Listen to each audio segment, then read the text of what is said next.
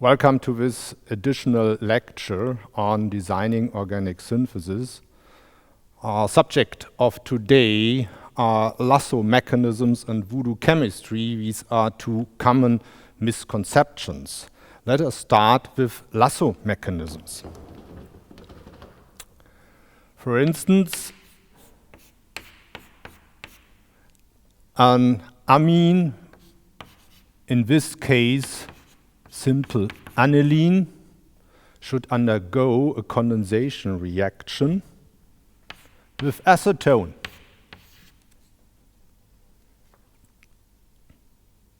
To give an amine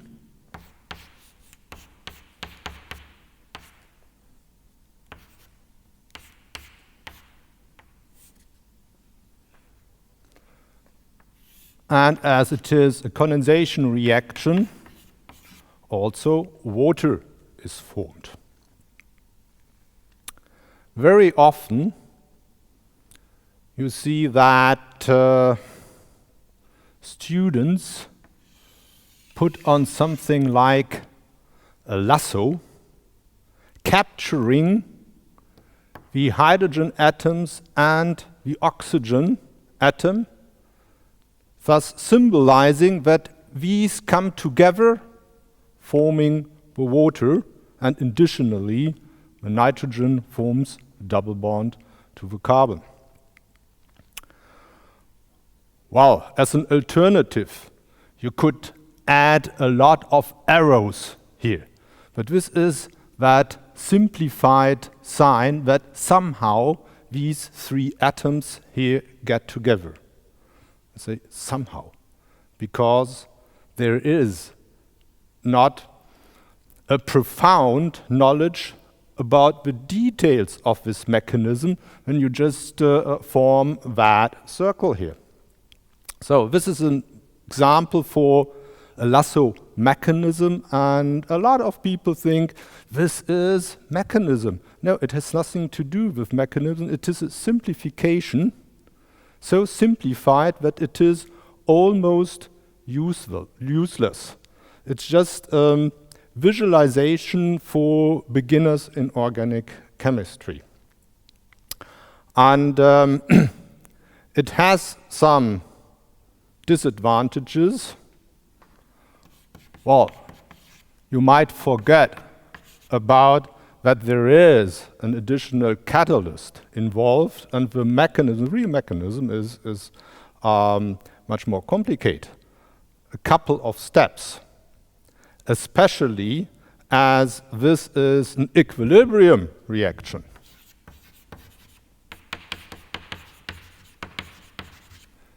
These additional informations are normally completely omitted when doing this type of lasso chemistry and lasso depiction. A second example,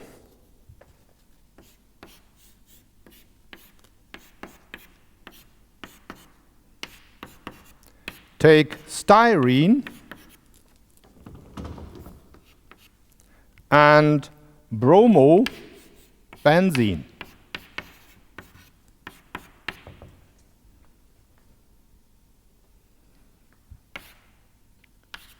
Let us connect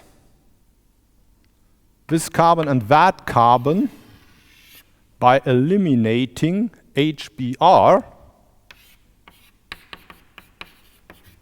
again with this lasso depiction, and we will then get to stilbene.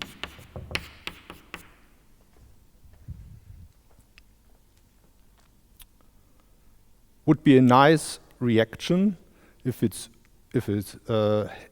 works. Well,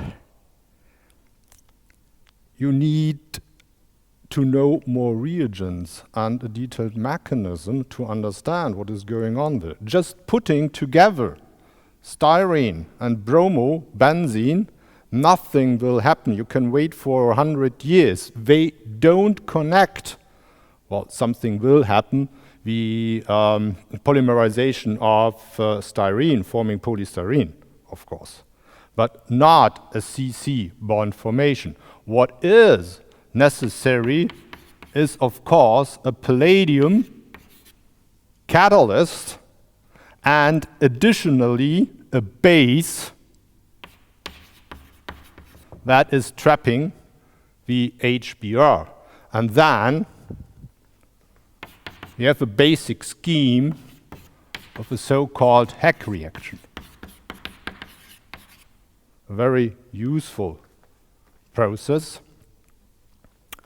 And actually, this one is not an equilibrium reaction because there is no way to get from here backwards to the starting components, although a couple of steps will happen within the mechanism, will happen within an equilibrium, of course. Okay, let's have a look then as an example for voodoo chemistry. Well, here we have a molecule, target molecule. We already have analyzed how to synthesize it during the lecture on designing organic syntheses. And you all, of course, would notice that we have a cyclohexene moiety, which you already know as the retron of the Diels-Alder reaction. So, and noticing the cyclohexene helps, of course, to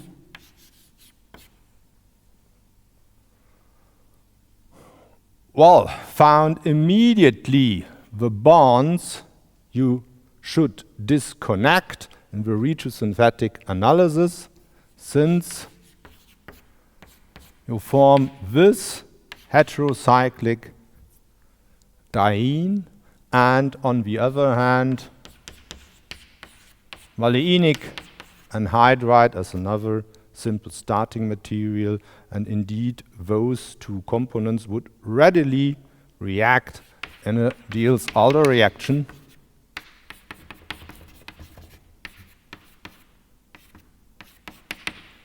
To form this tetracyclic compound. So, now to the next step. How do we get to this structure?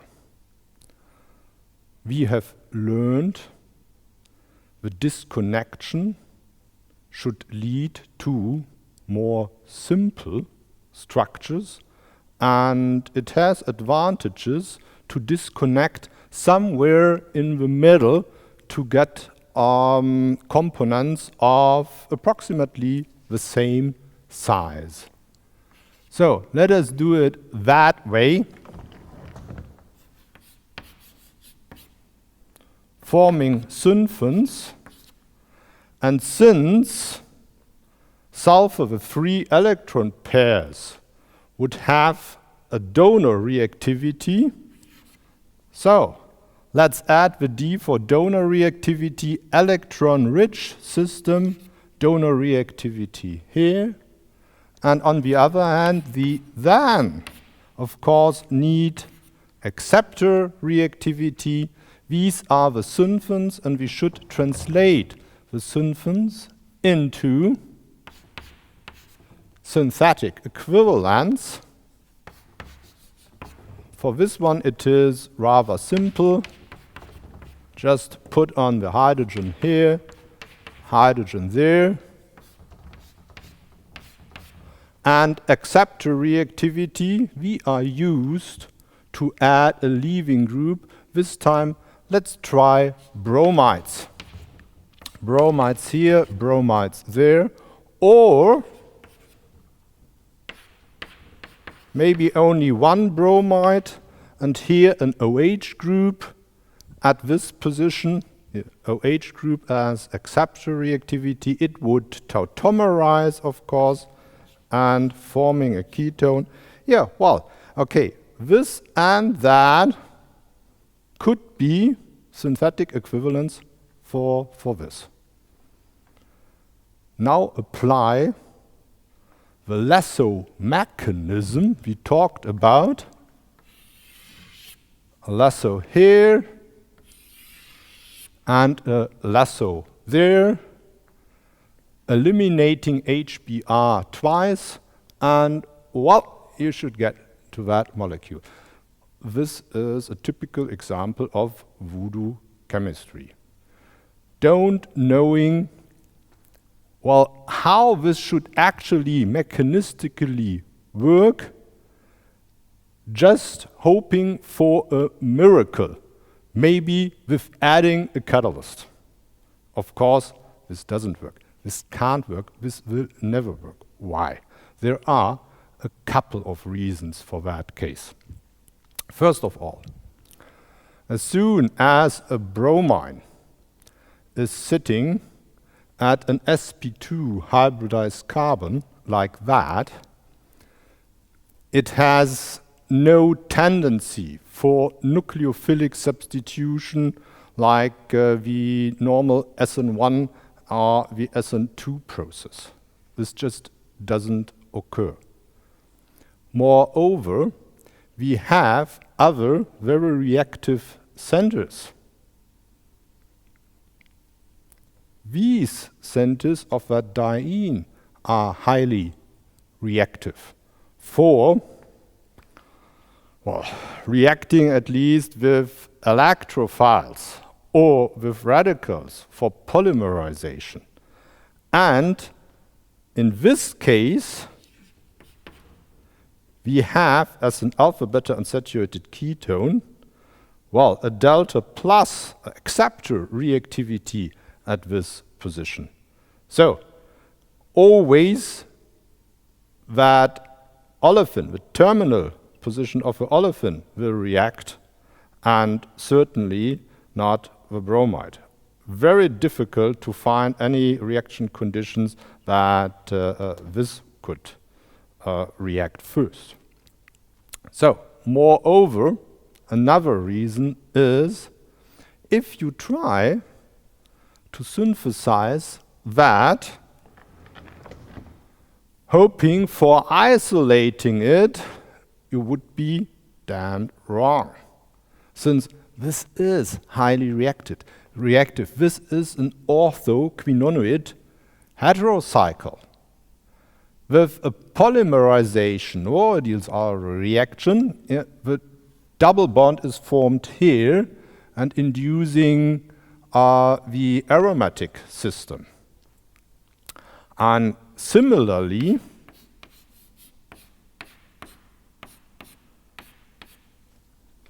chemists are able to generate this molecule, orthoquinodimethane, but you can't isolate it, since it will readily undergo a Diels-Alder reaction with itself,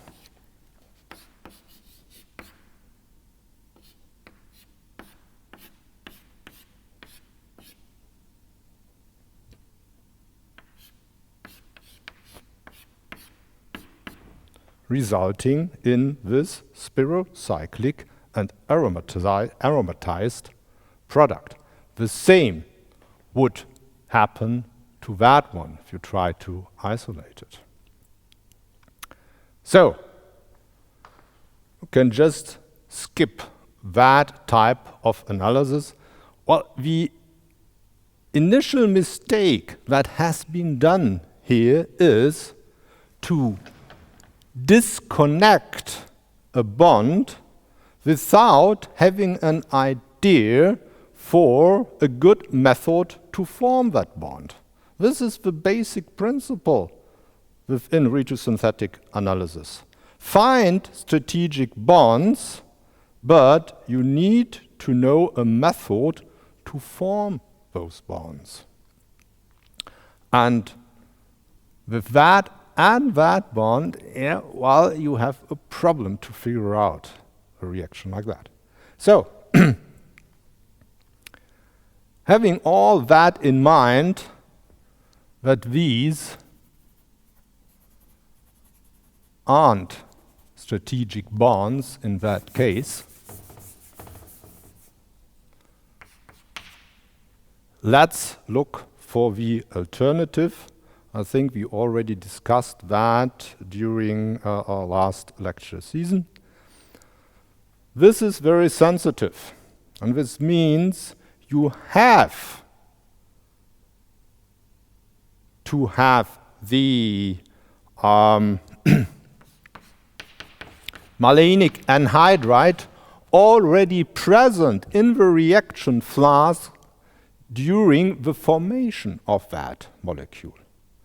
That means that this malenic anhydride should not,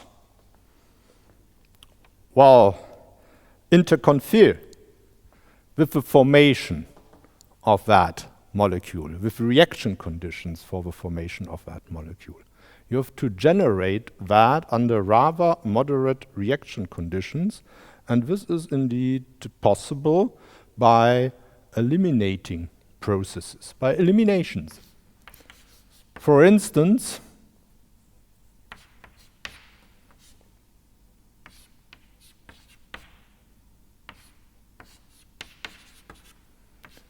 having two bromomethyl groups at that system, then making a nucleophilic substitution to the iodides, and two iodo atoms in close proximity will easily eliminate forming molecular iodine. Or what you also could do is treating that with magnesium, of course, eliminating magnesium bromide. However, it has been proven that with the transferring that to the iodo compound works very well. And just giving you the hint, Finkelstein. You certainly have heard about Finkelstein conditions, the Finkelstein reaction. It's just adding sodium iodide to that mixture of the bisbromomethyl, benzothiophene, and malenic anhydride in acetone. Since sodium iodide is easily soluble in acetone, but sodium bromide is not. And therefore, this nucleophilic substitution that is in principle in equilibrium will lead to the iodo compound, since sodium bromide is eliminated from the equilibrium by just crystallizing out of the acetone. So, and how do we get that bisbromomethyl compound? Well, just from benzothiophene and treating that with formaldehyde and HBr, the classical reaction conditions for the bromomethylation, and you can do that as an electrophilic substitution at the aromatic system twice. No problem at all. Okay. So, let's go to a second example we also already know as a target molecule in our exercises for retrosynthetic analysis. Again, what about cutting, disconnecting this bond?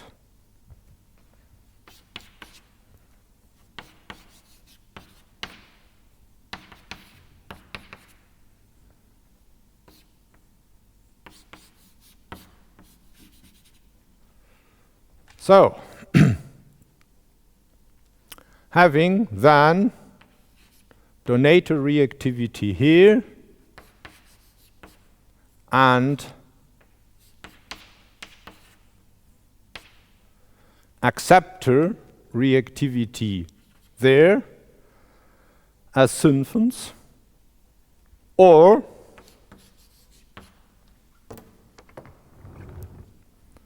let's try the other possibility, acceptor reactivity here, donator reactivity there. First to this one.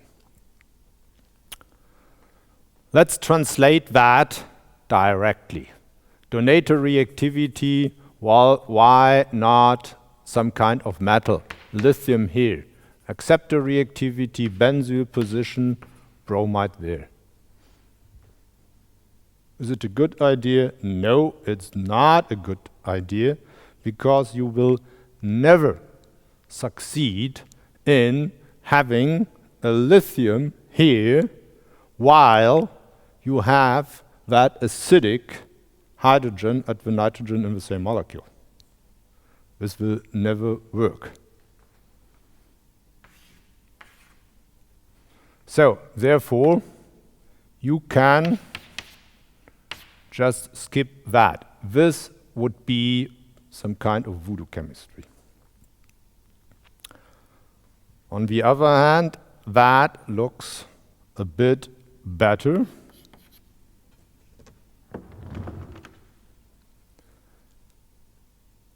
If you notice that while forming, maybe, or translating this to a system like that, nitrogen here having an imine functionality there, this would be then delta plus, since it's a conjugated system. And here you have a donor reactivity. Yes, also in benzylic position you can get donor functionality. Well, that is an idea one could follow, but nevertheless it's better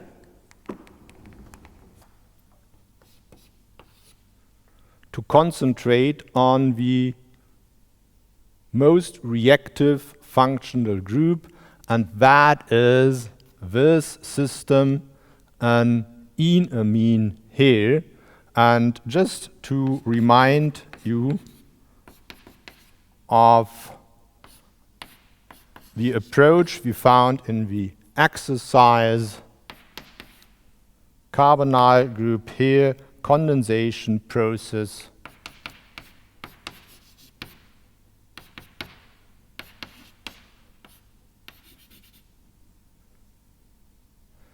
so this structure isn't really more simple than that, but in the next step we can disconnect here and get to far more easy components as starting materials, far more simple components.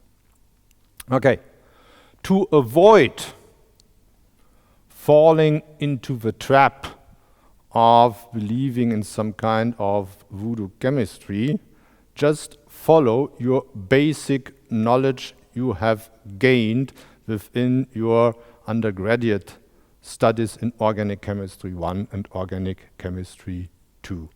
Yeah, don't think too complicate, just these simple rules. While here it's acidic, there it's much basic. Well, this can't survive together in the same molecule. Believing in miracles is not a good idea in chemistry unless you are willing to work very hard to develop chemistry that in the end looks like a miracle, but then a lot of profound knowledge has been gained, a lot of preparation before that success can occur, and these miraculous examples for chemistry we already also had during last semester's lecture, I would like to remind you of two examples. One is Paul von Raag-Schleier's adamantane synthesis.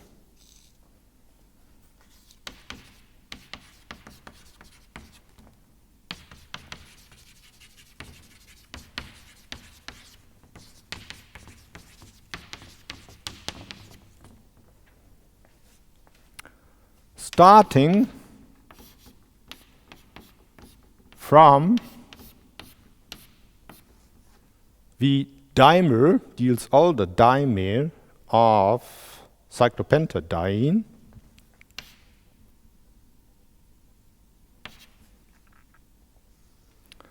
catalytic reduction with hydrogen, palladium, and charcoal,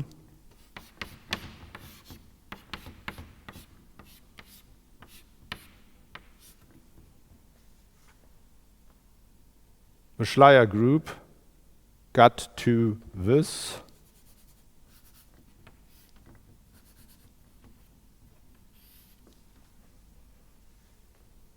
hydrocarbon,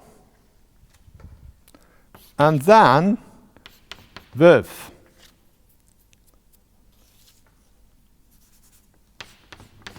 heating it up in the presence of catalytic amounts of palladium chloride and aluminum oxide, then up to 60% yield of adamantane was obtained.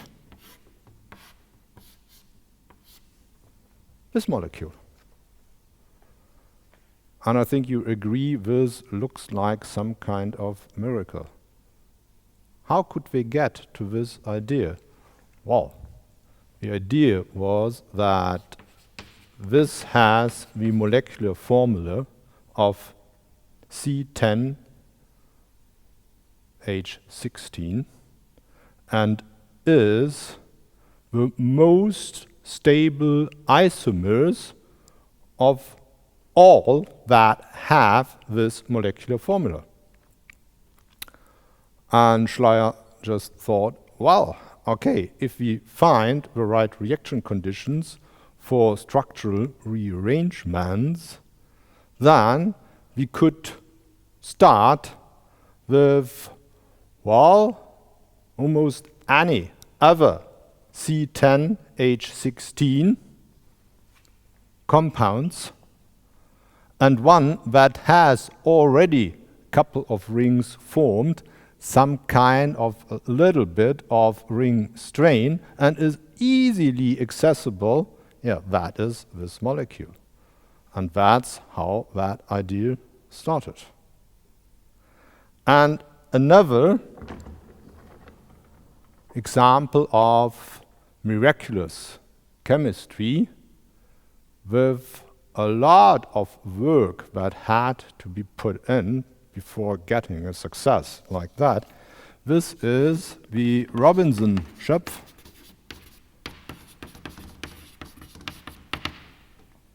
tropinone synthesis.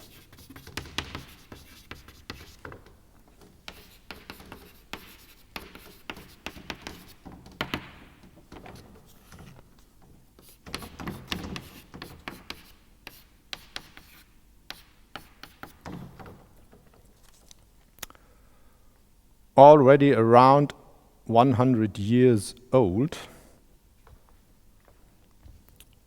the succinic bisaldehyde plus methylamine plus acetone dicarboxylic acid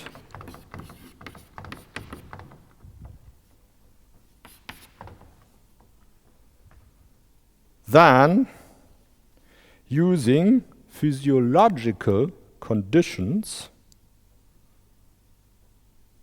that is a buffer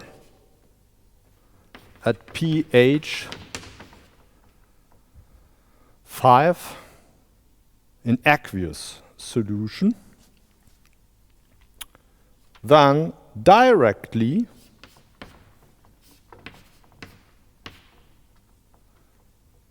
the tropinone is formed